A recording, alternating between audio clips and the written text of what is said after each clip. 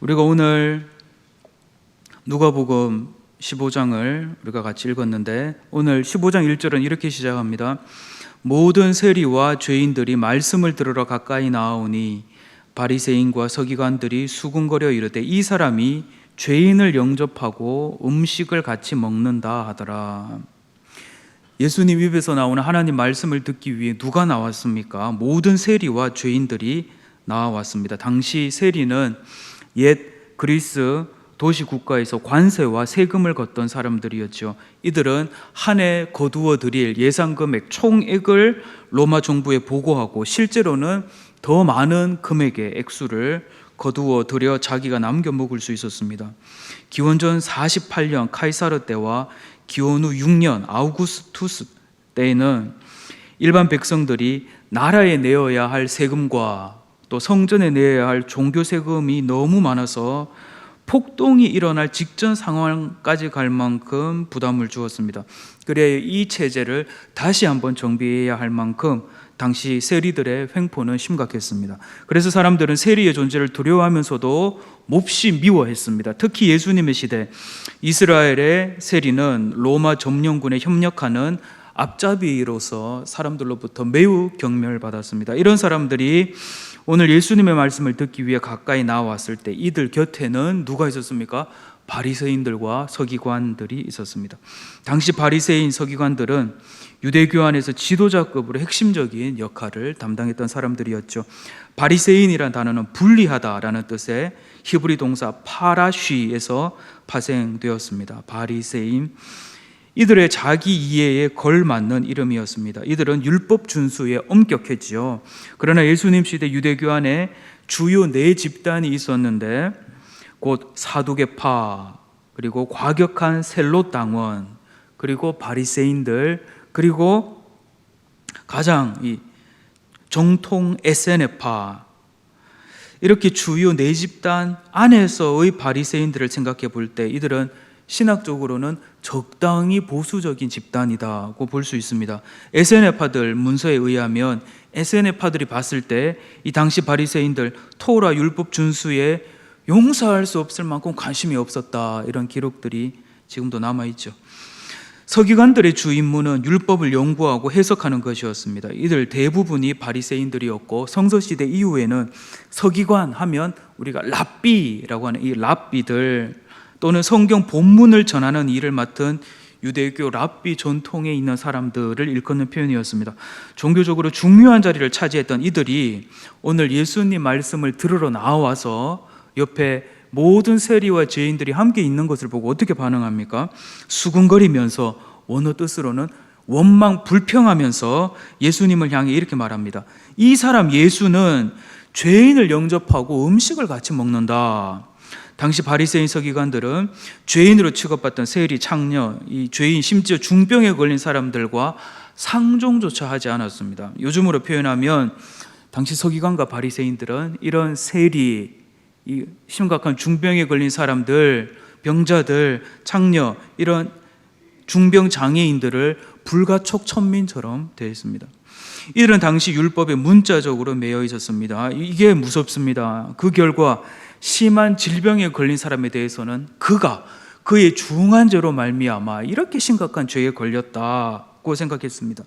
병의 크기만큼 그의 죄가 컸다고 생각했습니다. 이 주제에 대해서는 지난주에 이 헤롯 대왕 사건과 실로암 망대가 무너진 사건, 이 두 사건에 대해 통해서 말씀드렸습니다.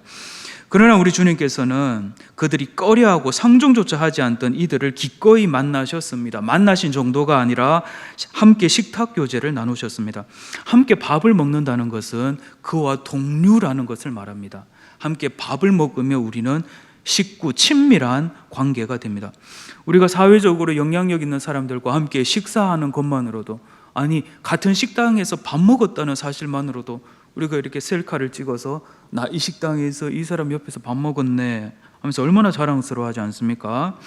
그런데 우리 주님, 당시 사람들이 꺼려했던 사람들을 의도적으로 찾아가셔서 그들과 함께 식사를 하시면서 그들과 동류, 동급이 되셨습니다. 예수님의 성육신적 사역이죠. 그래서 예수님의 별명은 세리와 죄인들의 친구였습니다. 대표적인 본문 한 군데를 보겠습니다. 마태복음 9장 10절, 저와 여러분이 10절에서 13절 한 절씩 교독하겠습니다. 예수께서 마태의 집에서 앉아 음식을 잡수실 때에 많은 세리와 죄인들이 와서 예수와 그의 제자들과 함께 앉았더니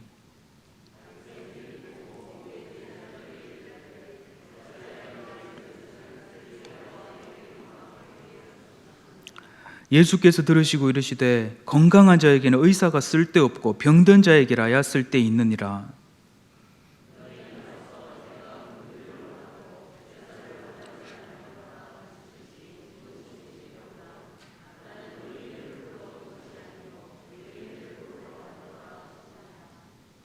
이 우리 주님께서는 세 가지 비유를 들어 스토리텔링 하십니다. 오늘 3절 예수께서 그들에게 이 비유로 이르시되, 우리말 비유로 번역한 헬라어는 파라볼레입니다. 파라는 무엇 곁에, 볼레는 두다, 던지다 라는 뜻입니다. 우리 주님께서는 이 땅에 있는 사람들에게 하늘의 진리를 설명하기 위하여서 이 땅의 것들 곁에 하늘의 진리를 두셨습니다. 그래서 밭에 씨 뿌리는 비유, 그물 비유, 이런 비유들을 보면, 또 누룩 비유, 정규 교육을 하나도 받지 않더라도 이 땅에 살고 있는 사람이라면 누구나 이해할 수 있도록 예수님께서는 비유를 사용하셨습니다. 왜요? 알아듣지 못하는 사람들에게까지 제대로 교육받을 수 있는 기회조차 얻지 못한 사람들에게 하나님의 진리, 하늘 진리를 깨닫게 하시기 위하여 한마디로 눈높이 교육을 하신 것이죠. 우리 주님의 성육신적인 삶과 사역이 이런 데서도 다 묻어 있는 것입니다. 오늘 우리가 읽지는 않았지만 세 가지 비유 중 첫째는 이런 양의 비유, 둘째는 이런 동전 비유, 그리고 셋째가 우리가 함께 읽은 이런 둘째 아들 비유입니다. 이런 양 비유는 목자에게 양 100마리가 있는데 그 중에 하나를 잃으면 99을 들여 남겨두고 71마리의 양을 찾아내기까지 찾으러 가는 것이 당연하다는 것이죠. 그리고 찾고 나서 기뻐서 이웃과 잔치하는데, 하늘에서도 회개할 것이 없는 의인 99보다 죄인 한 사람이 회개해서 돌아오면 크게 기뻐할 것이다. 이게 첫 번째 비유였습니다. 여러분들 이 세 가지 비유 대부분 다 알고 계시지만 잘 모를 것 같은 친구 하나가 늘 저기 앉아 있었는데 오늘은 나오지 않았지만 그래도 준비했으니까 간단히 또 설명하겠습니다. 두 번째 비유는 어떤 여인에게 10드라크마, 은 10개가 있었는데 그 중에 하나를 잃어버리면 찾는 것이 당연하지 않겠는가. 이 드라크마가 작은 돈이 아니었습니다. 은전 하나가. 그리고 찾고 나서는 벗과 이웃을 불러서 기뻐하지 않겠는가. 이와 같이 죄인 한 사람이 회개하면 하나님의 천사들 앞에서 이렇게 기쁨이 된다. 그리고 이제 마지막 세 번째 비유가 오늘 우리가 함께 읽은 본문입니다. 한 아버지에게 두 아들이 있었는데 둘째가, 아버지가 시퍼렇게 살아있는데 아버지 죽고 나서 받을 재산, 유산을 미리 달라고 합니다. 이 아버지가 얼마나 자비로운지, 심지어 얼마나 물러 보이는지 아들이 달라고 하니까 턱 하고 내어줍니다. 갈라서 두 아들에게 재산 정리를 먼저 했습니다. 이제 둘째는 그 재산을 받아 먼 나라로 가서 허랑방탕하여 그 재산을 몽땅 탕진합니다. 재산을 다 없애고 나서 그 나라에 흉년이 됩니다. 이제 먹을 것이 없어서 그 백성 중 하나에 붙어 살았는데 돼지 치는 일을 하게 되었습니다. 돼지는 당시 유대인들이 매우 부정하게 여겼던 짐승이었죠. 그런데 이 둘째가 재산을 다 탕진하고 돼지를 치면서도 자기 먹을 것이 없어서 돼지 밥으로 제공된 쥐엄 열매를 먹으려 했으나 그것조차 허락되지 않았습니다. 돼지가 먹어야지 왜 그걸 네가 먹냐 하면서 돼지 밥도 먹는 것이 허락되지 않았습니다. 이 극한의 상황 속에서 이제 둘째 아들은 비로소 아버지의 집을 생각합니다. 여기 돼지도 집 먹을 것은 있는데 나는 이렇게 돼지밥도 먹지 못하고 이렇게 굶주려 죽는구나. 내 아버지 집에는 양식이 풍족한 품꾼이 얼마나 많은데 나는 이렇게 가는구나. 이에 아버지께로 돌아갈 결심을 합니다. 이렇게 돼지들 곁에서 굶어 죽을 수는 없으니까요. 그가 아버지께로 돌아가게 만든 동의는 아버지와의 관계였습니다. 비록 지금 이렇게 이웃 나라로 와서 아버지 재산을 다 탕진해버리고 이렇게 돼지나 치면서 굶고 있지만 그는 아버지의 아들이었습니다. 그리고 이러한 자신을 다시 받아줄 수 있으리라는 신락 같은 믿음이 그에게 있었습니다. 그는 아버지께로 돌아가서 드릴 멘트도 준비했습니다. 오늘 18절이죠. 내가 일어나 아버지께 가서 이르기를, 아버지, 이거는 이제 가서 이런 말을 해야지 하는 겁니다. 아버지, 내가 하늘과 아버지께 죄를 지었사오니 지금부터는 아버지의 아들이라 일컬음을 감당하지 못하겠나이다. 나를 품꾼의 하나로 보소서 하리라. 이렇게 내가 아버지 만나면 이야기해야지 멘트까지 준비를 해뒀습니다. 이제 그는 아버지께로 돌아갑니다. 아버지 유산을 미리 받았을 때가 엊그제 같은데 허랑방탕하게 모두 탕진하고 나서 이제 먹을 것이 없어 아버지께로 돌아가는 이 둘째의 마음은 어떠했겠습니까? 아직도 상거가 먼데, 거리가 먼데 아버지가 먼저 아들을 발견합니다. 아버지가 먼저 발견했다는 말은 아버지가 아들이 돌아올 길을 보고 있었다는 것을 말합니다. 아버지는 아들이 재산을 받아 집을 나서면서 걸어갔던 뒷모습이 반복해서 떠올랐을 것입니다. 둘째가 어릴 때의 모습도 떠올랐을 것입니다. 어릴 때부터 충직하고 믿음직스러웠던 첫째와는 달리 아빠 엄마 앞에서 애교도 부리고 어리광을 피우며 적잖은 기쁨을 주었던 이 둘째의 모습도 함께 떠올랐을 것입니다. 그렇게 아버지는 아들을 기다리고 또 기다렸습니다. 그런데 이것이 누구입니까? 말 그대로 저 멀리서 거짓골을 한 사람에서 걸어오는데 저 사람은 틀림없는 나의 둘째 아들이 확실했습니다. 일전에 우정의 무대라는 프로그램에서 이제 엄마가 실루엣 커튼 뒤에서 이렇게 가리워져서 하면 대한민국의 아들들이 다 튀어나와서 저 안에 계시는 분은 우리 어머니가 확실합니다 하면서 일부러 나온 사람도 있고 모르고 틀린 사람도 있는데 어머니는 아들의 목소리만 들어도 정확하게 아는 것입니다. 오늘 저 멀리서 거짓골을 하고 걸어오고 있지만 아버지는 그 걸음걸이, 그 모양을 보고 정확하게 알았습니다. 저거는 내 아들이다, 둘째다. 당시 유대 사회에서 가장인 아버지가 느긋하지 못하게 채통 없이 먼저 막 뛰어가서 목을 안고 입을 맞추고 하는 것은 매우 불경한 것이었고 경거망동한 행동이었습니다. 그러나 아들을 향한 아버지의 사랑이 아버지로 하여금 모든 장벽을 다 무너뜨리게 했습니다. 이 주체할 수 없는 아버지의 사랑, 당시 모든 사회 의례를 넘어서게 만들어 버렸습니다. 아들은 자신을 안고 입을 맞춘 아버지 앞에서 미리 준비했던 멘트로 아버지에게 고백합니다. 미리 준비를 잘 해뒀습니다. 오늘 21절이죠. 아들이 이르되, 아버지, 내가 하늘과 아버지께 죄를 지었사오니 지금부터는 아버지의 아들이라 일컬음을 감당하지 못하겠나이다. 아들의 고백에 아버지는 응수합니다. 22절이죠. 아버지는 종들에게 이르되 제일 좋은 옷을 내어다가 입히고 손에 가락지를 끼우고 발에 신기라. 그리고 살찐 송아지 끌어다가 잡으라. 우리가 먹고 즐기자. 이내 아들은 죽었다가 다시 살아났으며 내가 잃었다가 다시 얻었노라 하니 그들이 즐거워하더라. 제일 좋은 옷을 입히고 손가락에 가락지를 끼웠다는 것은 이는 내 아들이라 하는 것을 확실하게 사람들 앞에서 증명한 것입니다. 더욱 아버지는 아들아 살아 돌아왔으니 다행이다. 그러나 알고 있지, 너와 내가 결산할 것이 있다. 저기 산으로 가서 올리브나무 몽둥이 10자루랑 그리고 참나무 몽둥이 10자루를 가져와라. 일단은 결산을 하고 나서 우리 다시 아들로 받을 것인지 시작하자. 절대 이런 말을 하지 않았습니다. 아들이 오기 전에 기다리고 있었고 아들이 오자마자 안고 먼저 입을 맞추고 반지를 끼워버렸습니다. 한편 맏아들은 밭에서 일을 하다가 풍악과 춤추는 소리를 듣고 종에게 묻습니다. 이 무슨 일인가? 종은 대답합니다. 당신 동생이 돌아와 당신 아버지가 건강한 그를 다시 맞아들여 살찐 송아지를 잡고 잔치합니다.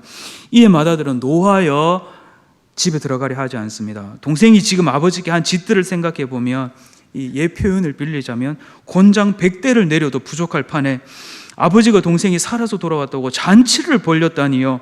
그리고 아버지 마음이 얼마나 급했던지 일하러 나간 첫째가 집으로 돌아오기도 전에 그동안 아버지 가산을 지켜왔던 첫째에게 한마디 통보도 없이 바로 이렇게 급하게 잔치를 벌려서 온 동네가 지금 떠들썩한 겁니다. 지금 동생을 위한 잔치를 보며 노하던 첫째의 모습은 오늘 누가복음 15장 이 서두에서 모든 세리와 죄인들과 함께 나온 바리새인들과 서기관들의 모습과 일치합니다. 29절 첫째 아들이 말합니다. 아버지께 대답하여 이르되 내가 여러 해 아버지를 섬겨 명을 어김이 없거늘 내게는 염소 새끼라도 주어 나와 내 벗으로 즐기게 하신 일이 없더니 아버지 살림을 창녀들과 함께 삼켜버린 이 아들이 돌아오매 이를 위하여는 살찐 송아지를 잡으셨나이다. 이에 아버지가 대답합니다. 31절 아버지가 이르되 얘 너는 항상 나와 함께 있으니 내 것이 다 내 것이로되 이 내 동생은 죽었다가 살아났으며 내가 잃었다가 얻었기로 우리가 즐거워하고 기뻐하는 것이 마땅하다 하니라. 1차적으로 당시 바리새인과 서기관들 입장에서 이 이야기를 한번 들어보십시오. 아버지가 뭐라고 말씀하십니까? 지금 이들 눈앞에 함께 하나님 말씀 들어 나온 세리와 죄인들은 함께 식사 자리도 같이 앉을 수 없는 상종해서도 안 될 불가촉 천민들이 아니라 아버지 하나님 앞에서는 이들도 너희와 같이 돌아와야 할, 그리고 함께 이 식탁 자리에 앉아야 할 너와 똑같은 내 아들이라는 것을 말씀하시는 것입니다. 들에 있는 99마리의 양이 귀한 것처럼 길 잃어버린 이 한 마리의 양도 다시 이곳으로 들어와야 된다는 겁니다. 99마리나 있으니까 한 마리는 잃어버려도 된다. 뭐 아직 여기는 99이나 있는 데가 아니라 그 한 마리도 돌아와야 한다는 것을 말씀하시는 겁니다. 동전 10 가운데 하나를 잃어버리면 그래도 9개가 남아있으니 괜찮다가 아니라 그 잃어버린 하나를 찾을 때까지 찾아내야 하는, 위에 이 잃어버린 양도 찾아낼 때까지 찾아야 하는 그 중요한 동전이라는 겁니다. 그리고 예수님이 이 땅에 오신 이유도 바로 이 모든 세리와 죄인들, 곧 집 나간 둘째 아들을 위하여 이 땅에 오신 것이라고 말씀하시는 것입니다. 누가복음 5장 30절부터의 말씀을 제가 봉독해 드리겠습니다. 바리새인과 그들의 서기관들이 그 제자들을 비방하여 이르되 너희가 어찌하여 세리와 죄인과 함께 먹고 마시느냐. 예수께서 대답하여 이르시되 건강한 자에게는 의사가 쓸데없고 병든 자에게라야 쓸데있나니 내가 의인을 부르러 온 것이 아니요 죄인을 불러 회개시키러 왔노라. IVP 성경 비평 주석에서 이 누가복음 주석을 맡은 데이비드 발치는 누가복음이 쓰여지고 그리고 이것이 처음 읽혀지고 낭독되고 들려졌던 시대 상황에 대하여 연구하였는데 주목할 만합니다. 그의 일생 연구에 의하면 누가복음은 지중해 한 도시 가정교회로 모여 주의 만찬을 나누던 예수님의 제자들에 의하여 처음 낭독되었는데, 당시 기독교 공동체는 트리클리니움이라고 불리는 식당에서 비스듬히 누워서 기둥으로 둘러싸인 뜰에 모여서 누가복음을 들었습니다. 당시 그리스도인들이 모여 예배하던 집은 건축 구조상 식탁에서 종들의 섬김을 받으며 비스듬히 누워있는 주인의 이 사회적 지위를 강화하도록 설계되었습니다. 이렇게 누울 수 있도록, 그리고 누워있는 상태에서 이 종들, 섬기는 사람들의 이 섬김을 받도록 그렇게 건축 구조가 그렇게 되어 있습니다. 트리클리니움이라 불리던 식당에서 비스듬히 누워 가난한 자들, 사회 경제적 약자들의 섬김을 받고 있던 사람들에게 오늘 누가복음 15장의 메시지는 어떻게 들렸겠습니까? 지금 너희를 섬기고 있는 이들도 너희들과 똑같은 아버지의 아들들이다. 곧 아버지의 유산을 함께 나누어 받을 형제들이다. 그렇게 그들을 받아들여야 한다는 메시지입니다. 곧 편안하게 비스듬히 누워서 경제적 사회적 약자들의 섬김을 받으면서 그것을 당연히 하면서 그렇게 누가복음을 듣고 있는데, 지금 너의 발을 닦아주고 있는 바로 그들이 하나님 아버지께서 애타게 기다리고 계셨던 너희의 동생이라는 것입니다. 지금은 종처럼 너희 발을 닦아주며 너희를 섬기고 있지만 실은 그도 그 상 위에 함께 올라와서 함께 식사해야 할 사람이고, 도리어 그보다 큰 사람이라고 생각하고 있는 너희가 이들의 발을 닦아주어야 한다는 메시지로 당시 누가가 쓴 이 편지를 가정교회에 모여서 듣고 있는 사람들에게 그렇게 다가갔다는 것입니다. 오늘 이 대목은 매우 중요합니다. 바리새인 서기관들은 여기서 걸렸습니다. 아니, 지금까지 우리가 어떤 혈통에서 태어났는데, 우리 가문이 어떤 사람인데, 우리 선조들이 어떤 사람들이었는데, 하나님 앞에서 율법, 하나님 말씀을 잘 지키기 위해서 또 따로 규정들까지 더 만들어가면서 우리가 얼마나 착하게 반듯하게 성실하게 살아왔는데, 저 율법도 모르고 율법을 알지 못하면서 지키지도 않는 저 사람들이 나와 동료라니, 심지어 내 동생이라니, 도리어 우리가 저들의 발을 씻겨야 된다니. 사도 야고보는 당시 비스듬히 누워서 말씀을 듣기만 하고 행함이 없던 당시 그리스도인들을 향하여 이렇게 기록하였습니다. 야고보서 1장 22절부터의 말씀을 저와 여러분이 한 절씩 교독하겠습니다. 너희는 말씀을 행하는 자가 되고 듣기만 하여 자신을 속이는 자가 되지 말라.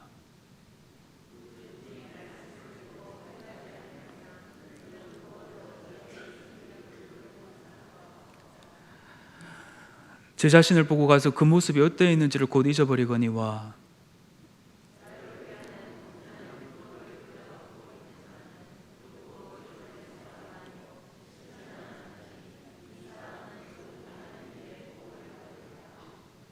누구든지 스스로 경건하다 생각하며 자기 혀를 제갈 물리지 아니하고 자기 마음을 속이면 이 사람의 경건은 헛것이라.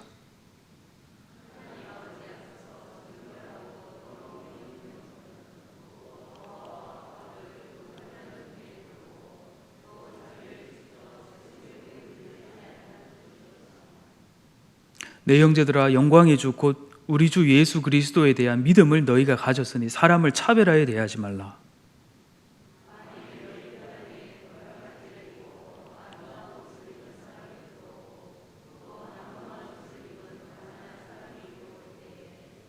너희가 아름다운 옷을 입은 자를 눈여겨보고 말하되 여기 좋은 자리에 앉으소서 하고 또 가난한 자에게 말하되 너는 거기 서 있든지 내 발등상 아래에 앉으라 하면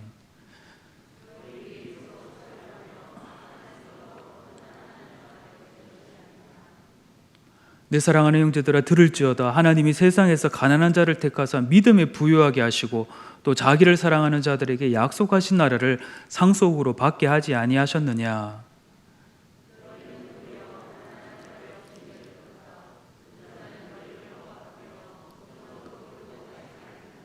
그들은 너에게 대하여 일컫는 바 그 아름다운 이름을 비방하지 아니하느냐.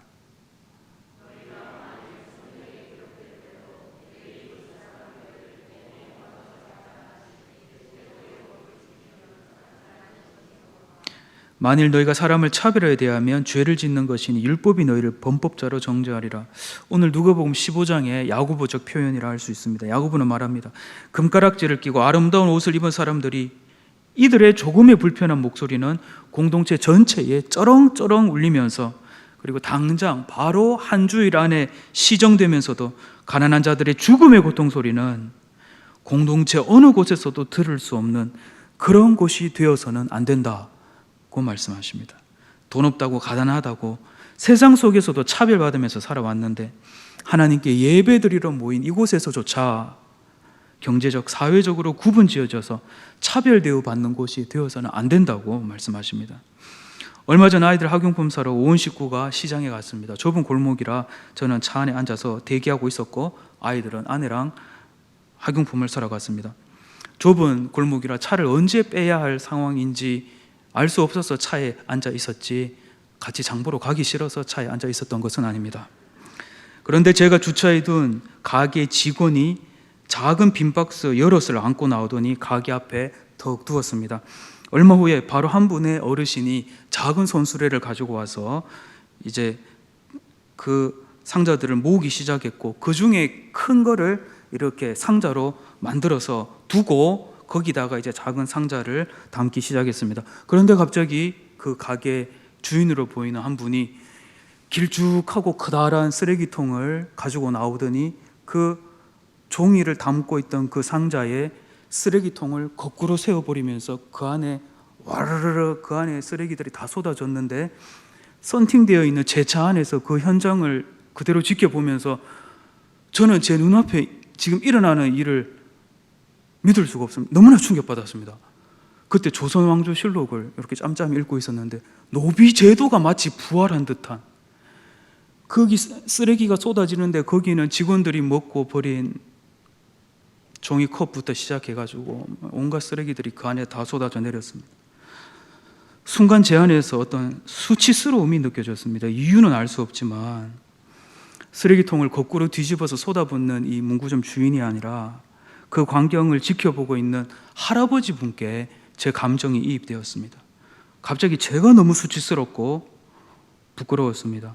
아니 돈 없어서 폐지 줍고 다니는 것도 서러운데 돈 없다고 이 한 인간으로서의 마지막 남은 이 존엄성까지 이렇게 무참히 짓밟혀야 하나 하는 생각이 들었습니다. 그러면서 제 안에 이런 생각이 들었습니다. 이 가게 다시는 안 온다. 그리고 집으로 돌아가서 맘카페, 대구 맘카페 가입해야 되겠다. 오늘 제가 이런 것을 경험했습니다. 여러분, 절대로 이 가게는 가시면 안 됩니다. 하려는 생각만 들었습니다. 하지는 못했습니다. 직분이 직급화되는 것도 우리는 늘 경계하지 않으면 안 됩니다. 고린도전서 12장에서 바울은 교회 공동체 성령의 은사에 대해 이야기하면서 몸의 지축 비유를 듭니다. 한 몸에 눈, 코, 귀, 손, 발 등 이 여러 다양한 지체가 있는 것처럼 한 교회 공동체 안에는 다양한 사람들 지체들이 있다는 것입니다. 한 몸이 이 다른 지체가 서로 각각 고유의 역할이 있는 것처럼 그리스도의 몸도 그러하다고 말씀하십니다. 눈이 코보다 더 중요하지 않고 손이 발 보고 너는 쓸데없다 할 수 없습니다. 한 몸 공동체 안에서는 모두 동일한 중요성을 가지고 모두 동일한 귀중함을, 가치를 가지고 우리는 한 몸 공동체를 이루고 있습니다. 만일 더 중요한 존재가 있다면 그는 그리스도 예수 한 분뿐입니다. 이것이 하나님께서 성경을 통하여서 우리에게 분명하게 하시는 말씀입니다. 무슨 돈 버는 회사, 일반 기업처럼 고객, 신입사원, 대리, 과장, 부장 뭐 이런 식으로 해서 더 중요한 사람이 있고 덜 중요한 사람이 있는 것, 아주 중요한 사람이 있고 별로 쓸모없는 사람이 있는 것처럼 그렇게 여겨지는 곳이 된다면 그거는 철치라는 이 건물 안에 존재하는 조직체일 뿐 더 이상 유기적인 교회, 살아있는 교회, 에클레시아, 그리스도의 몸된 교회는 아닙니다. 이것은 오늘 누가복음 15장의 바리새인들의 사고방식이고 서기관들이 세상을 바라보던 방식입니다. 오늘 본문의 아버지 보십시오. 집 나가는 아들, 이 첫째 아들 늘 끼고 다니면서 어구 내 새끼 집도 안 나가고 재산 달라고도 안 하고 저 허랑방탕한 저 둘째 어이구 이쁜 내 새끼 하지 않았습니다. 아버지는 자나깨나 집을 나간 둘째 아들 생각이었습니다. 왜요? 아들이었으니까요. 10손가락 중에 가장 약하고 가장 아픈, 그래서 아버지가 늘 더 신경 쓰이는 아픈 손가락이었으니까요. 예수님의 말씀을 듣기 위해 바리새인 서기관들 있었는데 이 모든 세리와 죄인들도 있었습니다. 독일 신학자 요아임 예레미야스의 연구에 의하면 예수 시대 예루살렘에 이 부자 빈자들에 대한 연구가 있는데 대제사장 계열의 사람들, 상당한 재력의 소유자였습니다. 오늘 누가복음 15장에 바로 이어지는 16장에서 누가는 바리새인들은 돈을 좋아하는 자들이라 이 모든 것을 듣고 비웃거늘이라고 기록에 남겨두었습니다. 누가복음 15장에서 아버지가 이 씩씩대고 있는 첫째 아들에게 뭐라고 말합니까? 얘 너는 항상 나와 함께 있으니 내 것이 다 내 것이로 돼라고 합니다. 바꿔 말씀드리면 지금 네가 갖고 있는 거 그거 내가 준 것이 아니냐, 내가 줬으니까 네가 갖고 있을 수 있지 않느냐, 내가 다시 다 달라고 그러면 너는 다 빼앗기지 않겠느냐.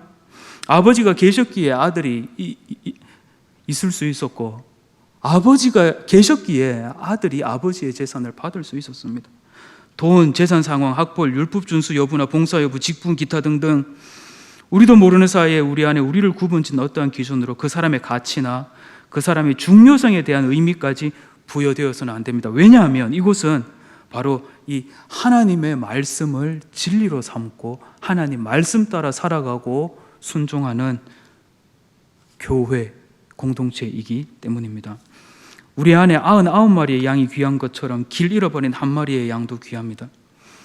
수중에 9개의 은전이 귀한 것처럼 잃어버린 은전도 귀합니다. 아버지의 집에서 늘 아버지의 일을 하며 아버지를 떠나지 않은 첫째 아들이 귀한 것처럼 비록 아버지 재산을 미리 받아서 집을 나가버렸지만 다 탕진해버렸지만 다시 집으로 돌아온 이 둘째 아들도 첫째와 똑같은 아버지의 아들입니다. 하나님 말씀에 대해서 어떤 사람들보다 더 잘 알고 있고 그래서 늘 하나님 말씀 따라 순종하려 하고 거기다가 사회 구조적 혜택을 입어 많은 재산을 소유하게 된 이 바리새인 서기관들, 하나님 앞에서 귀한 존재인 것처럼 이들 바로 옆에서 하나님 말씀을 똑같이 듣고 있던 세리와 모든 죄인들, 창녀들도 아버지 하나님 앞에서는 그와 똑같은 존귀함을 가지고 있는, 아니 바울의 표현을 빌리자면 부족한 지체에게 귀중함을 더하사 더 안타깝고 하나님 마음에는 더 아픈 하나님 마음이 미어지는 이 아픈 한 개의 손가락인 것입니다. 지금 이 누가의 시대 때 이 건축 구조 안에서 비스듬히 누워서 온갖 서빙을 받으면서 누가복음을 듣고 있는 이들도 참으로 귀한 존재들이지만 비록 지금은 돈이 없어서 담보대출을 하고 그래서 빚쟁이가 되어서 다 잃어버려서 신분도 잃어버리고 그렇게 이제 비스듬히 누워있는 저들 발치에 서서 저들의 종이 되어 저들의 발을 지금은 닦아주고 있지만 저들도 결국에는 이 상으로 함께 올라와서 함께 형제애를 나누어야 하는 존재라는 것을 하나님께서는 오늘 누가복음 15장을 통하여서 우리에게 말씀하시는 것입니다. 오늘 우리를 향한 아버지 하나님의 뜻이 우리들 가운데 온전히 이루어지기를 원합니다. 아버지의 뜻 어떻게 이루어집니까? 그냥 이루어지지 않습니다. 하나님을 믿고 이 말씀이 진리라고 고백하고 이 말씀 따라 나의 삶 가운데 구체적으로 순종하는 우리들을 통하여서 하나님의 뜻은 이루어집니다. 오늘 저녁 외식하시면 여러분들께 서빙해 주시는 분들 따뜻한 감사의 말씀을 한번 전해 주시죠. 우리들 가까이에는 오늘 이 집을 나간 둘째 아들과 같은 존재들 매우 가까이에 있습니다. 말세 때 우리 주님께서는 그들을 어떻게 대했는가가 나에게 대한 것이라고 보고 양과 염소를 구분하듯 영원한 상과 영원한 벌을 구분하셨습니다. 이번 한 주도 우리의 삶 가운데 하나님의 은혜가 풍성하기를 충만하기를 예수님의 이름으로 간절히 축원합니다.